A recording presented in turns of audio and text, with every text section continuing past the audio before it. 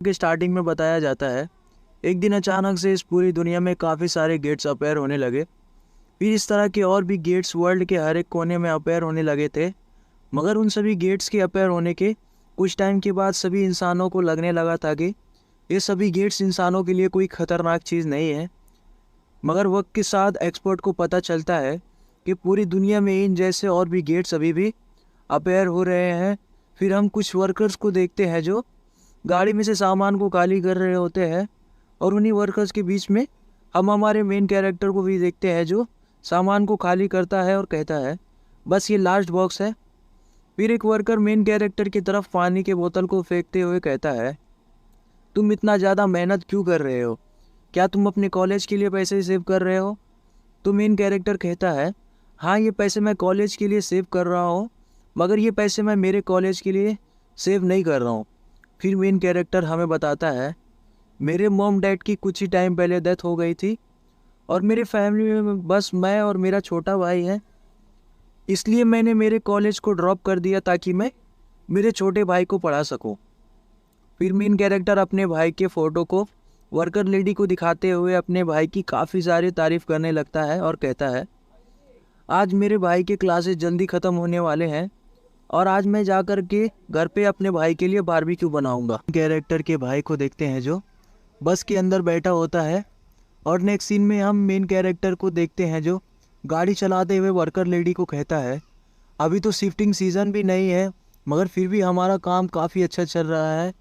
मगर वो दूसरा आदमी मेन कैरेक्टर को कहता है, ज़रा वहाँ देखो, उस पोर्टल के अंदर कुछ हलचल हो रही है, और मुझे लगता है कि इसी चीज़ से डर कर सभी लोग यहाँ से हट कर के दूसरी जगह पर जा रहे हैं।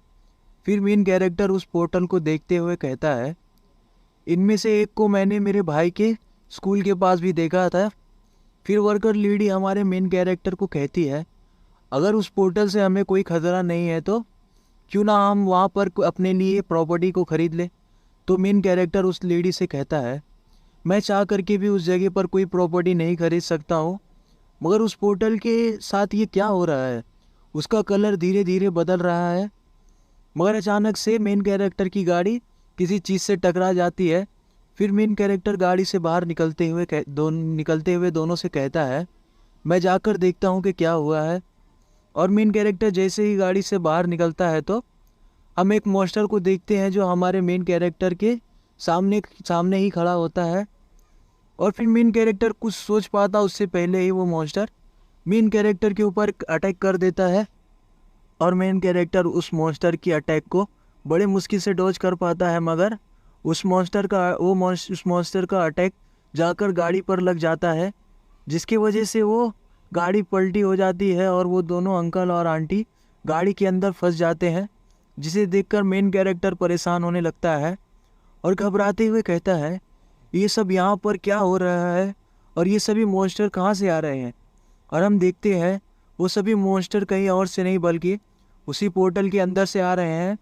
फिर हमें राइटर बताता है कि इस दुनिया के सभी इंसान इस बात से बेखबर थे कि वो जिसे एक नॉर्मल सा पोर्टल समझ रहे थे वो एक डंजन है, और जब इन डंजन्स को कोई किसी ने क्लियर नहीं किया तो ये सभी डंजन ओवर पॉपुलेशन की वजह से ब्रेक हो गई, जिसकी वजह से सभी मॉन्स्टर इंसानों की दुनिया में आ गए और इसकी वजह से कोरिया में लाखों लोगों की मौत हो गई।